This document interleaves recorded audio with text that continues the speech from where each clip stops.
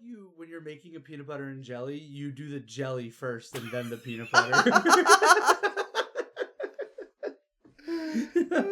You look like when you have a bowl of cereal, you put the milk first and then the cereal on top. Crazy, bro. Oh man, that's not a bad one. You look like you clap at the end of movies. I do, actually. That's kind of fucked. You look like you clap at the end of sex. You look like you enjoy... And let's just start the episode. Get into it. Hey everyone, welcome to Coasting the Mediaverse. I'm Michael. And I'm Brian. And today we're feeling quite nostalgic. We really are, man. What started this conversation? So for me, anytime that I am honestly taking an edible, I start to get really nostalgic. I like to enjoy comforts of like watching some things that make me nostalgic, like cartoons, Sunday night cartoons, eating a bowl of cereal. Yeah. And I think just in general, this month has been really nostalgic for me and seeing a lot of like different parts of media or other reflections of my life that kind of make me look into the past. And I go, yeah, I think I'm a very nostalgic person. For sure, yeah. And I think some people are scared of feeling nostalgic for many reasons, but it actually brings me a lot of comfort. I mean, I agree. I mean, I feel like nostalgia is a really tricky emotion to feel because, you know, like you do long for the days that you can't fully get back to. It's just, you know, it's also, but it's very fun to revisit a lot of these things. So that's what we're doing today. We're going to be talking about, honestly, this is a very open kind of conversation in the sense that you and I didn't plan on, like, you know, I don't know if you wrote anything down. I didn't write anything down. No, this happened really to give you the honest reason why we're doing this episode. Knicks won. Go Knicks. Go Knicks. Guys, Knicks in five. Shout out Knicks. I was going to say, can we talk about that for like 2 minutes? Yeah. So before we talk about it, let's just talk about it. Go ahead. Yeah. So Michael and I live in the city. We both know that, or like we've told everybody. The energy in this city has been electric. Yeah, you're walking through the city and you're hearing cheers and yells. You know, when you know someone made a point, even if you're not watching the game, based upon what you're hearing in the area around you. Oh my God, yeah. You're in bars that are so packed. People are waiting on lines to get outside. Like, on the 3-block radius we were walking, it was like every bar was full. So, Michael, did we watch the final game? So that's a great question, Brian. We did not, and there's a reason to that. Yeah. So we decided to watch one of the games. It was Game 3. Game 3. We decided to watch Game 3 at a bar. Yeah. Something that your girlfriend had been doing since the beginning, right? Yeah. Every single game she was there. Uh-huh. And so we decided to join her on it, and they lost. Yeah. And there was bad energy, bad luck. We don't know if it was necessarily us, but for some reason, we both had this gut feeling that was like, we might be cursed from going to these games moving forward. And I've seen a lot of TikToks of people doing the same thing, where there was this guy, he, like at halftime for the final game, they were down by a lot. He said, I'm not watching this anymore. You tell me. So the TV's on behind her, and then the rest of their video is her describing the game. And as it gets closer, it's right behind him, but he doesn't watch it for a single second. And then until she says it's 0, they won, he then turns around, sees the score, and then goes ballistic. You gotta have those rituals as a fan. And like, yes, like, do we have the main character syndrome where like, we think our energy that we're putting out of us watching the game is going to make the Knicks lose? No, but at the same time, like, I believe that, like, everyone's microscopic effect of energy, like, will impact in some way, and I think that's what we were doing. And, you know, and I'm on the reverse where it's like, the Knicks were asking for us to spirit bomb Goku style their energy. For sure. And they needed it in a different way, right? So if we both had that gut feeling, ain't no way I'm going to be the person that made the Knicks lose by going to a bar. Exactly. Right? So if I have to do the honor of staying home and only watching the game and updates on my phone to ensure a victory, I'm going to do it. Yeah. I mean, it was just a really great night. And like you said, walking around during the game and then after, everyone is just in the most amazing moods. The camaraderie is so unreal. I didn't even tell you this because like it's just coming up. When we were walking home last night, like after we all separated, like from the park, I'm walking past, and this girl's walking past with like holding like a box of pizza, and then she like I'm walking past, I'm on my phone, I'm scrolling, and she just shouts, "Nixon 5, baby!" and then goes to high five me, and I'm just like, "Oh shit, hey!" and I'm just like, "Yo, but that's awesome. That is the New York way, man. It just feels so good." On my way home, everyone was honking their cars nonstop. Like there was not a moment of silence in the city, which is kind of new because usually there are points of silence now in the city. And it was nice to feel the city so alive. Yeah. Because I always have this like beef with the city sleeping. I was told it would never sleep. But City that never sleeps, and then honestly, it depends obviously where you're at, what area. But at least with last night, it was awake. I do wonder that, like, because let's be real, like, if you go to Times Square, sure, those lights will be, like, shining bright, like, 24/7. But, like, when they talk about the city that never sleeps, I truly do think that's just, like, a 1920s thing where, like, everyone goes to bed at, like, 2 a.m. or something. But because everywhere else, you're going to bed, like, when it gets dark out. Sure. It's kind of like, oh, it's the city that never sleeps. They're up all night. And it's like... Yeah, I mean, like, granted, most bars close at 2 o'clock around the city, so everyone's kind of sleeping by 3. I once have walked, like, 50 blocks going from Midtown up to my apartment and maybe saw, like, 10 people at, like, 4 in the morning. Nah, and that's fair. And I know a lot of things got affected with COVID and stuff. I just think it's weird that I go back home to California and the gyms are open 24 hours, but not here. Yeah, for sure. I mean, it really is... It's just a really, I don't know. We're so lucky to be in this city to celebrate this amazing thing. Cause, you know, championships, like you and I aren't basketball fans, but like it's being a part of this city. It's being people who are New Yorkers, and we're just absolutely loving the vibe and the energy that's going around. Yeah, like I mean, I think we've talked about it before. Like it has been a weird year for me because I've been getting more into sports than I ever have my whole life. So strange, but so strange. Like I have a team for everything, and where I watch basketball here and there, and I've been seeing a lot with my friend Jack. This was like, all hands on deck kind of energy, and it makes me want to watch more games when the next season's around.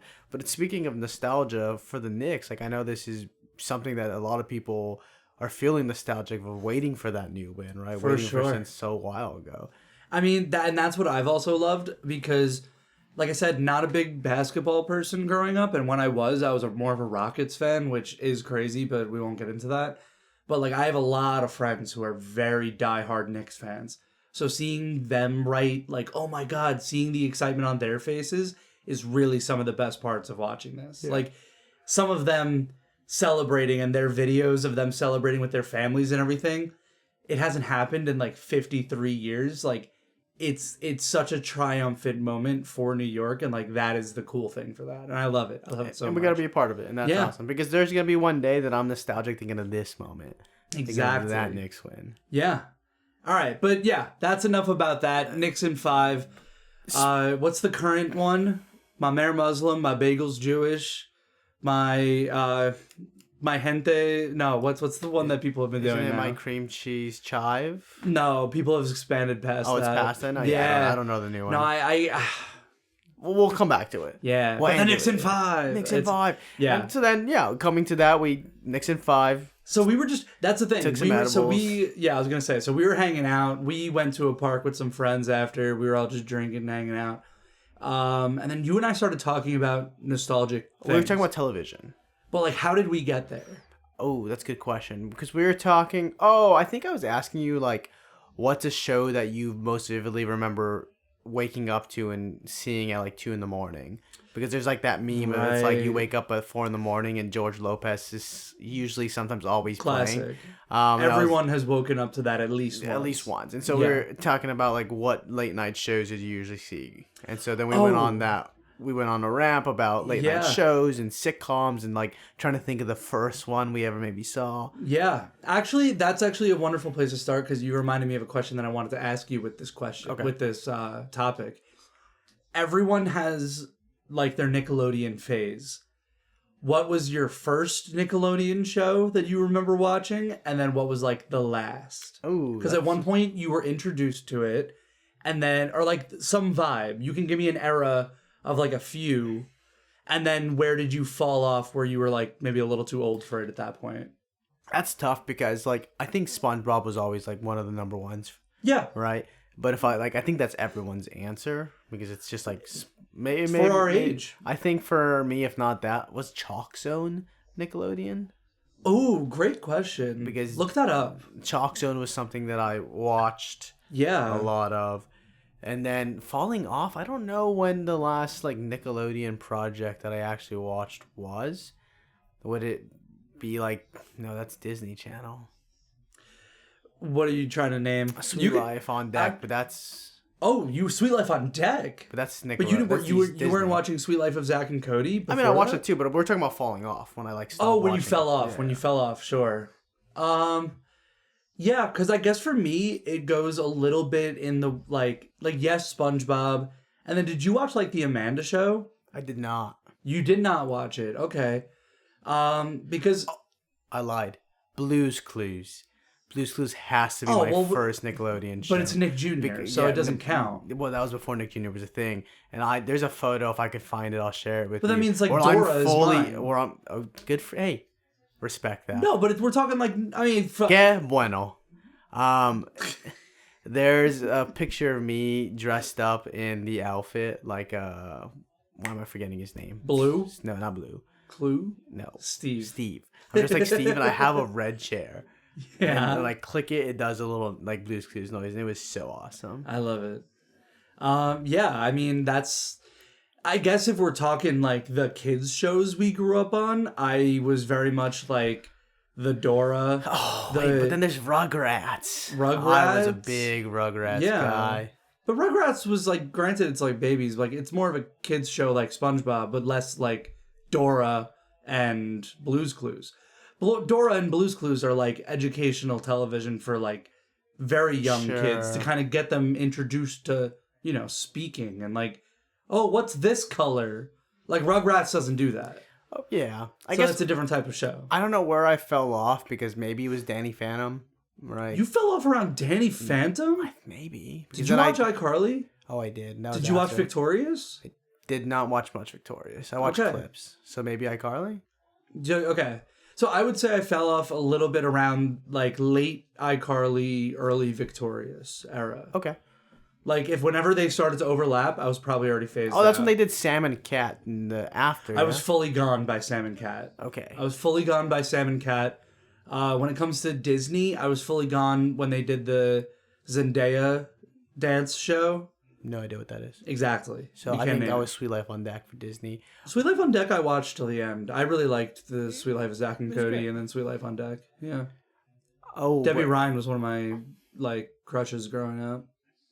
And I could see that for you.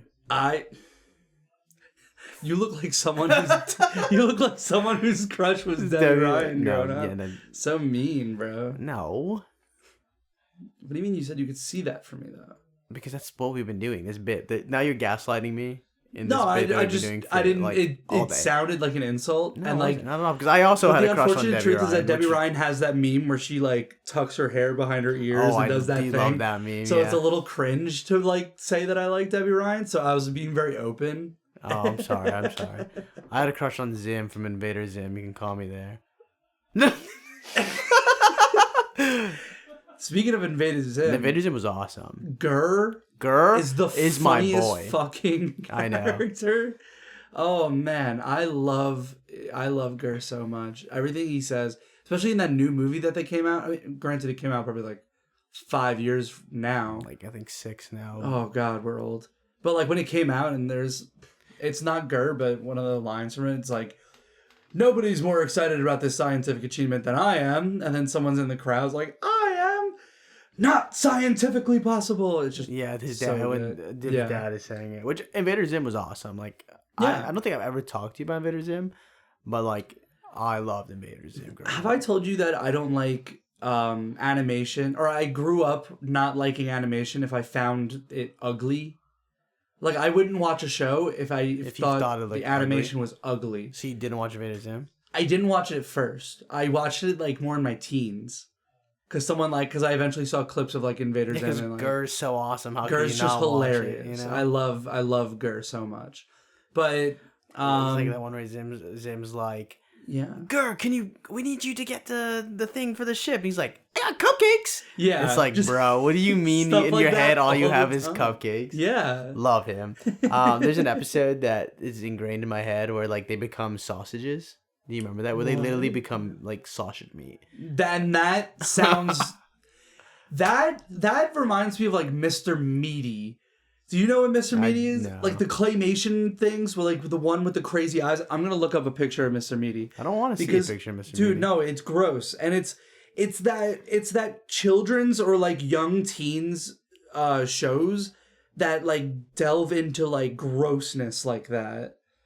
Like Mr. Meaty was horrendous, and I hated it because it looked terrifying. You don't remember Mr. Meaty? No. This is Mr. Meaty. It was like a puppet claymation show. It was terrible. Oh, I do remember Mr. But dude, Meaty. they had like that is something that I would creepiest- skip if it was on. But to me, when I was younger, I would put like Invader Zim in that same category because it was freaky like that. That just sent me to a whole nother nostalgic. Did you ever watch, what was that show called? Crank Yankers?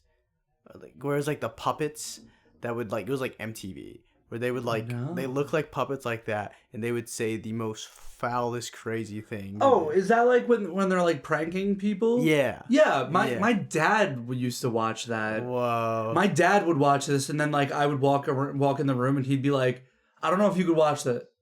You could watch it." Yeah, it was like Beavis and Butthead level energy. Oh, for sure. Yeah, and then you have like, I guess just getting away from Nickelodeon, just talking about nostalgic. Like, oh, I remember what I was telling you when we were at the park. Whoa. I was asking you, what was a show that you couldn't skip? It wasn't which show would you wake up to. Right. What show can't you skip? Oh. And for me, it was Samurai Jack. Where if I was on a show, slipping channels, and Samurai Jack's on, why am I skipping that? You know. And then I was saying that I have never really seen this on cable unless I was watching it when it was first coming out, and that was Avatar for me. Because I was watching Avatar as it was coming out. Like, oh, it's on 7 p.m. I'll watch it at 7 p.m. But no, I never really would see that on cable after it aired, like when it was done. But that's something that I can't skip. Right. I will watch any episode of Avatar if it's put in front of me. It's very easy to do that. And Samurai Jack, I remember being afraid of Samurai Jack because I thought it was more Adult Swim. You sure? I guess it's not though, right? It was. I think I did a lot of Adult Swim with my brother, and then that's where I saw the anime when I was watching Naruto for the first time. And Dragon Ball so Z. funny. Like, Toonami is my like prime nostalgia. But that's so funny because like I fell asleep one night watching Robot Chicken with some Robot friends. Chicken. But the thing was, we weren't allowed to watch it. But we were like, what if we stayed up and watched it anyways? We watched like 2 episodes, and then we were like kids, so we passed out. But then we left the TV on, and I woke up in the middle of the night, and I'm gonna be honest, it's probably some random anime, because it was like a demon-looking anime that like did something freaky, like it was like a snake with like a weird like woman's head or whatever. It's probably like, Naruto. Could Probably be Orochimaru. No, I feel like it's not. I'll look into it, but like Demon Slayer does like a lot of body gore stuff with that stuff. When I was a kid, it scared the fuck out of me. I like could not watch. Like I remember seeing that and being like, "This is Adult Swim. I'm never watching it again." Covers, head under the covers, like it's so funny how like the opposite we were as kids growing up. Like, oh yeah, you love horror. You were just the person that was like, I should not be watching this, and we're gonna do it. He fall asleep, wake up. Oh my god, this is why I'm not supposed to do this. I'm never doing it again. I'm sorry, mom. Or like I was the reverse of like I was the kid at sleepover that did stay up and just watched the things until like 4 or 5 in the morning. I was so tired the next day. Yeah. And then I would get in trouble because I was sleeping through the day because they're like, that means you stayed up. And I'm like, no, I did that. Wait, no. Man. But what is a nostalgic Saturday look like for you? Great question. A nostalgic Saturday for me, like what age are we talking? Whatever comes to you, whatever comes first to mind. So I'm immediately thinking like 10 to 12. I would wake up and I'd say my mom was probably already awake downstairs. My dad was probably asleep. My sister, who's 4 years older than me, starting to hit that teenage years where you start sleeping. Like before puberty for me, I was up crack of dawn and I loved it. I loved being a morning person with like my mom. And then as soon as like I got old enough, it would just, all right, I'll sleep till 11, no problem. Like, and then even in college, I would sleep till like 1 o'clock. But like back then, I would wake up, I'd go downstairs, say hi to mom, pop 2 Eggo waffles in the toaster, that or get a bowl of cereal, and then go down into my basement because my basement, nobody used my basement in my house except for me. So I had my video games down there. I had my setup down there, like nice couch that only really I was occupying. So like that was like a second room for me. It was great. So cool, yeah. So like I would just use that as like my den area and I would just be down there for hours. And then most of the time it would be like my parents being like, hey, it's 3 o'clock and you've been down here since like 9. Go outside or something. Go touch grass. And then but like what's great about being a kid is that you're like, oh, fine. And then 5 minutes later, you're just throwing a ball around, having a blast. Like, sure. Yeah. And, okay, cool. Similar to me. So, for me, I'd wake up, like, just say, like, 10, 12, like you. Wake up, depending on the morning, maybe, like, mom's up. Like you said, dad's sleeping, mom's up. You know, excited to be up with mom. Mom's having coffee. I'm getting a bowl of cereal. Typically I was watching like cartoons or something, Power Rangers. Yeah. And watching TV way too much at the point my mom's like, all right, can you go outside? Yeah. And so I'd go in the backyard and continue whatever show I was watching. I was then acting it out in my backyard. Me and my friends did that too. Right. So it's like, if I was watching Power Rangers, I'm going outside with a back scratcher. Yeah. And I'm fighting like the enemies, and like I'm going around and I'm doing like a whole summoning thing outside to get my Mechazoid, but it's like so silly. Something I told you I would say that is like kind of embarrassing, but I never really talked about it. There was a time that I would like play Power Rangers and I'd lead inside, and I had this thing I always had to do when I played a character, which is like I'm the one that's like fighting for the last stand. Yeah. And so then I would fall on the ground, get a water bottle, drink some water, and pretend like I was bleeding out. So I would be laying on the carpet and like just letting water slowly set on my side as I'm like putting my hand in the air and giving like a last goodbye. I love that. And then I would have to get a towel and then dry the area so I wouldn't get in trouble. Oh my God, good times. Dude, you were like me back then where you were already picturing like scenes. Yeah. You were doing scenes. I created my own Power Ranger and everything too, yeah. Yeah. Oh man. Because, you know, my mom always found this very funny. I had a lot of like action figures of like wrestlers, like WWE. Sure. But I wouldn't play with them. I would pose them in the ring doing a move and like holding a guy up, and then you'd put like 3 on the side that were also doing a thing, and then when I finished it, I'd like do you know like if you ever went to like Toys R Us growing up, they had like demo sets up of like different things. Yeah. I told my parents at one point where I'm like, I want to like build the Lego set and like put all the figures in their like little spots. They're all doing stuff. And then like that, I wanted that to be my job. And I can't do that in real life. However, I can make a movie where I put all the people where I want and then I write the story and I do that. So like, it's funny that we both had like our version of like creating story when we were even if we just got to do it ourselves. Yeah, you know? Yeah. It's like, fine, I'll do it myself. Yeah. Like fine, I'll do it myself. My mom would be like, hey, I need to get to this table. Can I like take this away? And I'm like, no. They're like, look at how perfectly positioned. Sure. And she's like, no, you could put it back. And I'm like, but it's already so good. John Cena is literally hanging from the thing like this. It's perfect. That's so cool. Yeah, I think I used to act a lot as a kid. And somewhere where I lost my acting chops as a kid, like, I don't really know. Because I was, like, doing so much performative stuff just because I was having fun. And I was, you know, you weren't thinking about the nerves of, like, is this going to look good? Or, you know, you just kind of went with it. Improvising at its finest as a kid. You're just, like, kind of doing it. Like, I would constantly with my family make me reenact scenes because they, like, made me feel like I was funny or, like, a comedian. Or, like, I'd see a bit or something funny that my dad would do. Or someone in the family, and I'd mimic them, and my mom would constantly, like, every other week be like, hey, can you do that bit again? It was so funny. And I'd be like, okay, sure. Were you the entertainer in the family? Yeah. And then I see like that. other moments of like nostalgic imagination, I guess, of creating worlds. Yeah. For some reason, did you have a buddy in your head that would follow your car while you drove?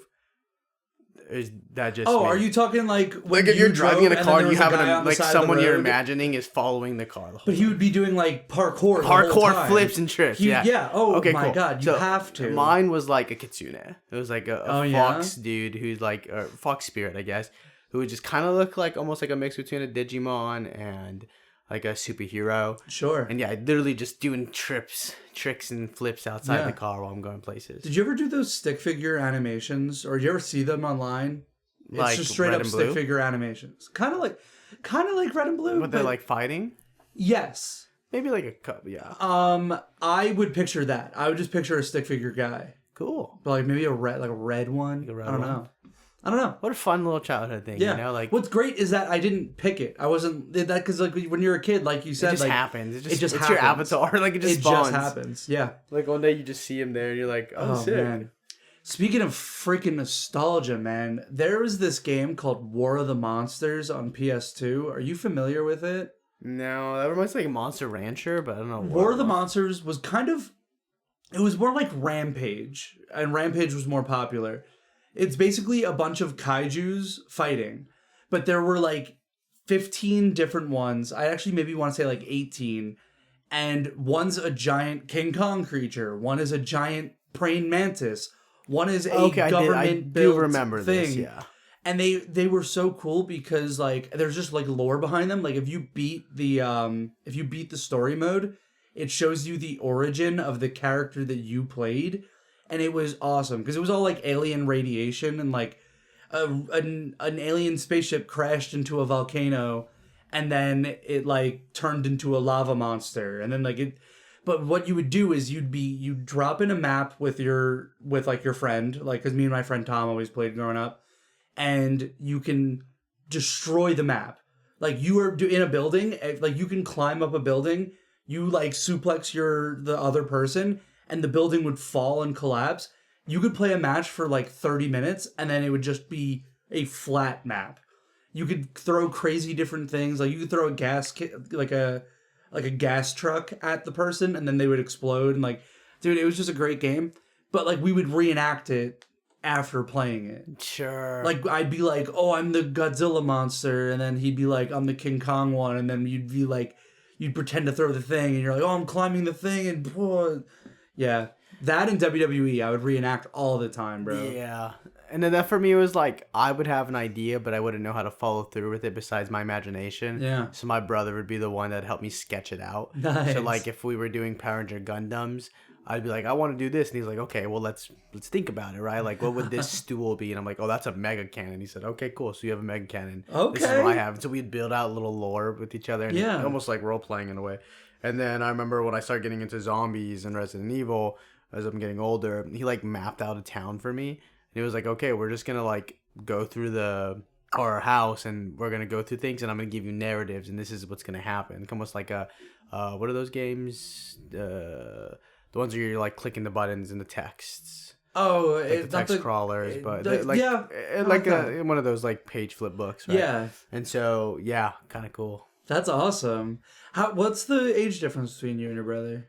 Good question that I don't know every single time anyone asks me because what's the they're general just family. Age? Like if you were, what I think age I were want you to say we this? have a 7 to 8 year difference. So what age were you in this instance? Were you like 10 and then he was like 17? Yeah. Because that's fun. Yeah, it was that's so really fun. cute. Yeah. Yeah. What a blast. Yeah. See, me and my sister, totally opposites growing up. Like everything that I was interested in, like she was just very much interested in fully other things. Sure. It wasn't until we were like it wasn't until she left for college where we both realized that we were like, hey, we're actually like into a lot of similar things. Or like I started getting more into theater. She actually started getting more into Marvel like right before COVID. Cool. Yeah. So like we just, The stuff like interests that. started aligning. And then, I know you're the same with your siblings where like you just get older and you're just like, no, I want to hang out, like when you're forced to be in the house all day, like growing up, it's very easy to take it for granted and be like, oh, I don't want to hang out with you or like whatever. Sure. I think for us growing up was a little more like we just immediately knew that we were like the crowd, like we were the group together. Like we were family, yes, but like we just loved each other. Like we all spent time with each other. Like I got a lot of my interests from my siblings, right? Sure. So like there were some here and some there, and then they were always so receptive of mine, right? Like I was the zombie freak in the house. They had their own things, right? But they knew I liked zombies, so they supported that. So they'd watch The Walking Dead with me or things like that. So we just kind of all shared our interests together. Like, there's so many fond, nostalgic memories of us playing different games. Like, I don't know if you ever played a Dreamcast. We were a big Dreamcast family. Why does Dreamcast sound so familiar? What is Dreamcast? It's the Dreamcast of that console that has a spiral on it. Sure. It was like Sega's. Yeah. And so that's where I played Sonic Adventures 2. Yeah. And there'd be times that I'd play with my brother, and it was his profile, was his memory card. It was when we had memory cards back in the day. I do remember his memory cards. So I had to be careful about it. And me and my sister would love to secretly play the Chow game when he was out doing whatever. Yeah. And there was one time that I let a Chow die. And I was like, oh, he's what do you mean going. You let a Chow die? The Chows can die. Yeah. If not die, they evolve and they move on. So I don't remember what it was. He disappeared, and that was my brother's favorite. No, you can sell them. Not sell them, but you can just disappeared. He just I saw him vanish, and I went, oh, I'm gonna get my butt kicked. Oh, he's gonna kick my butt. And so I turned off the game as fast as I could. I took out the hard drive, I blew in it, and I was like, please, please, please be back. And I turned on, he was there, and I was like, I'm not touching this game anymore. You're crazy. I know, I was freaking out. That's so funny. I love that. I actually didn't know that, because actually that's another thing. You and I loved the Sonic Adventure 2. When the Sonic 35th anniversary came out recently, we were hoping, fingers crossed for Sonic Adventure 2. Imagine they did a remake. I would love that. It would be my personality. We'd be only talking about that. What if they did Sonic Adventure 3? Ooh, could be good. Does nobody talk about Sonic Adventure? I don't talk about Sonic Adventure. I was gonna say I only know people who have really ever. Well, it's because 2 was so interesting, right? 2, you had different heroes and villains you were playing. You got both sides of it. I loved that, which was awesome, and everyone had a different gameplay mechanic, right? Yeah. Where Shadow and Sonic were the racers, and the racers, but they had their own little kind of intense things happening.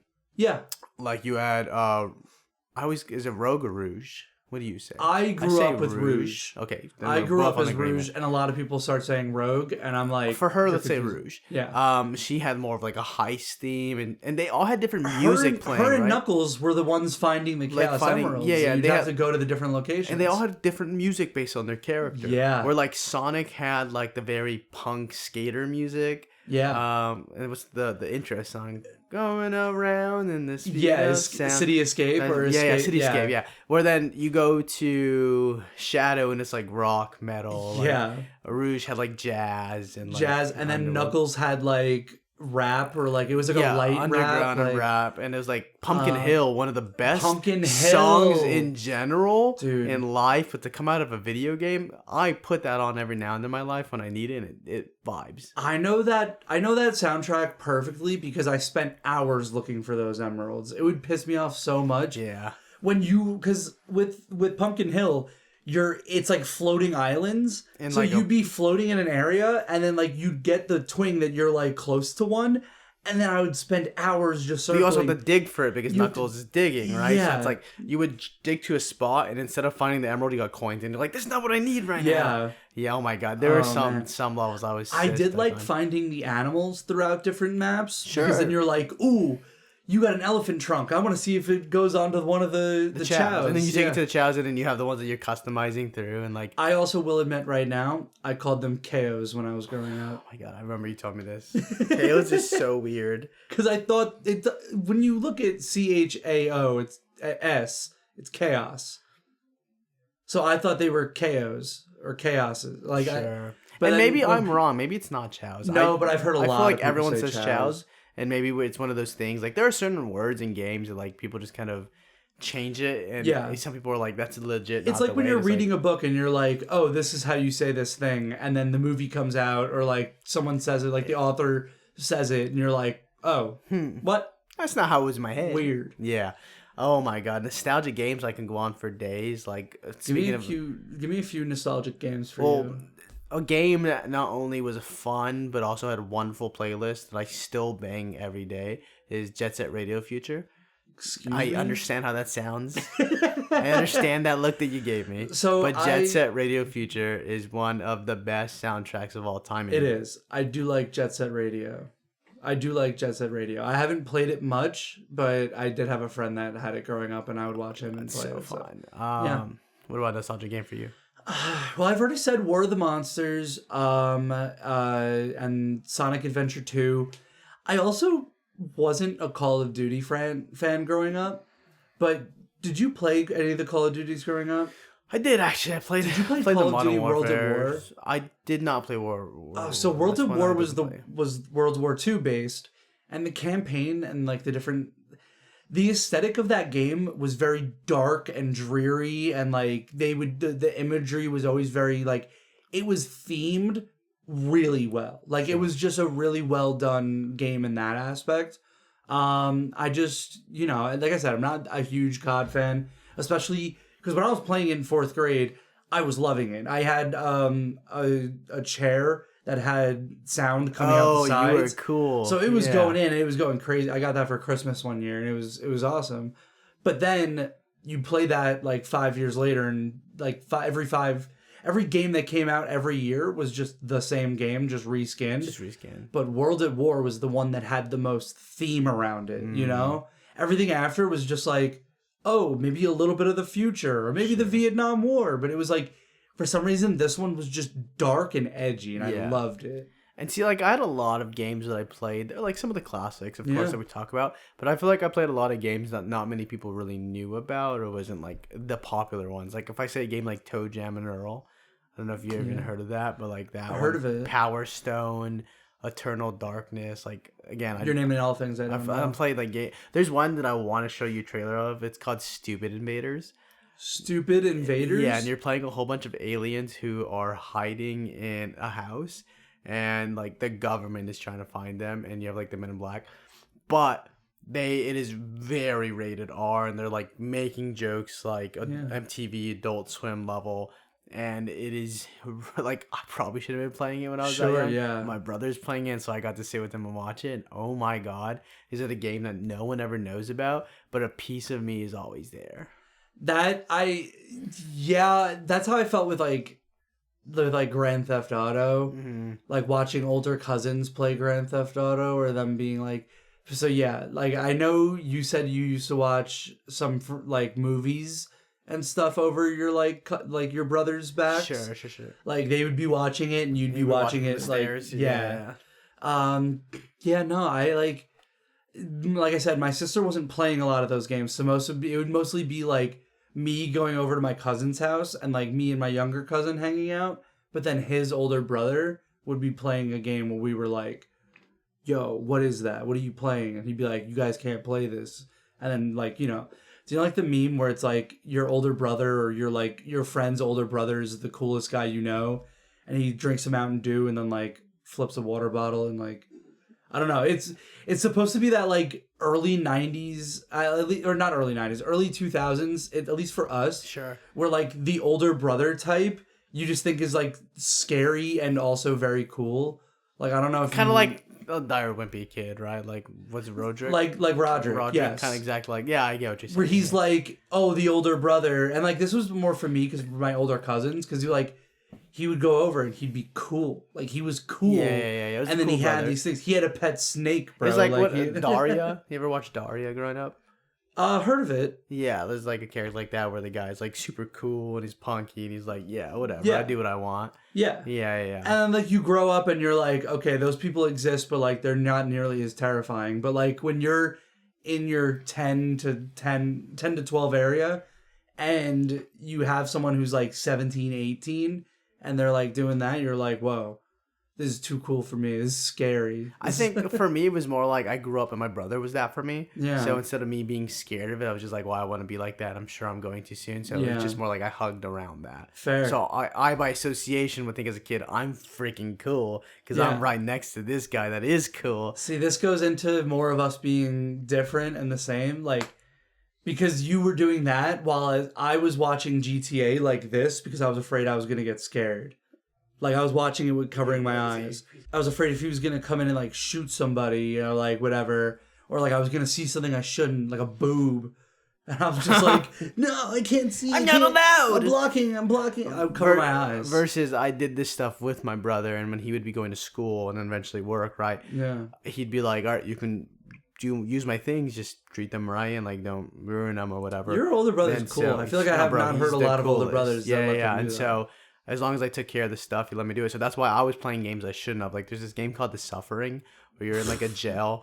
And it's getting like demons and ghosts are possessing it, and like you have to fight through the most foulest creatures I've ever seen. How I played that game that young, no idea. Yeah. But it was awesome.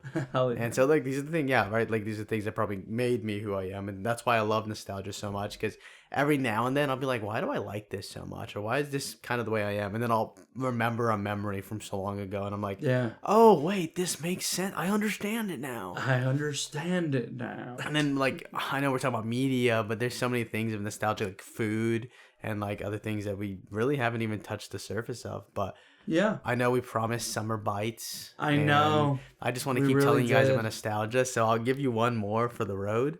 A nostalgic feeling for me would be coming home from a long day after school, literally throwing off all my clothes, laying down in the living room in my boxers, watching TV and passing out on the floor at like 5 o'clock, waking up at like 8 with drool coming down my face. And my mom's like, all right, you're up. It's time to eat, you know? That's so funny. I only napped every now and then after school. But for me, it was like I would run home. I would sit at the living room table. I would do homework because my mom wanted us doing our homework like at the table because, you know, otherwise I wouldn't do it. And then it was like, okay, I'm done. I'm going to go play video games downstairs, or I'm going to go outside and play with my dog, or play with like, you know, like a rock or a ball or something, you know, like literally just do that. And yeah, and then I guess as you get older, it just turns more into like, okay, I'm done with homework. I'm just going to go play video games. Or I came home and I go, oh, Mom, I actually didn't have homework today, so I'm just going to go downstairs and play video games. Well, I say this week, all I'm doing is playing video games. You know? Oh my God, yeah. So many stories. But you know what? I think this feels like something I kind of want to do over summer. I know we could easily we were talking about nostalgia in general, and we really like the concept. Maybe it's nostalgia summer. It could be nostalgia summer. I like that. Hell yeah. But hey, we can't be too nostalgic right now. We're only just getting into it. But feel free to let us know what you guys, the people listening, find nostalgic. What's that nostalgic game that you always think about, or the show, or even the time period of like life that you just, you look back and you look on it fondly and you're like, dang, I miss it. I love it. What's something that's entered your ethos of your brain recently and you went, whoa, what a good feeling that was. Yeah. Or what's one that you go, yeah, I don't ever want to feel that again, but it's ingrained in my head like a scary scene you saw in something. Exactly, but in a good way. Yeah. What's a nostalgic little meal that you had, a little snack? Ooh. I made us bologna sandwiches today. Bologna sandwiches. I had a Lunchables today. We have PB&J coming up in a little bit. Cereal with bananas in it. But again, we're going to hold there. We're going to let you guys enjoy the rest of your summer. Yeah. As always, I'm Michael. And I'm Brian. Catch you later.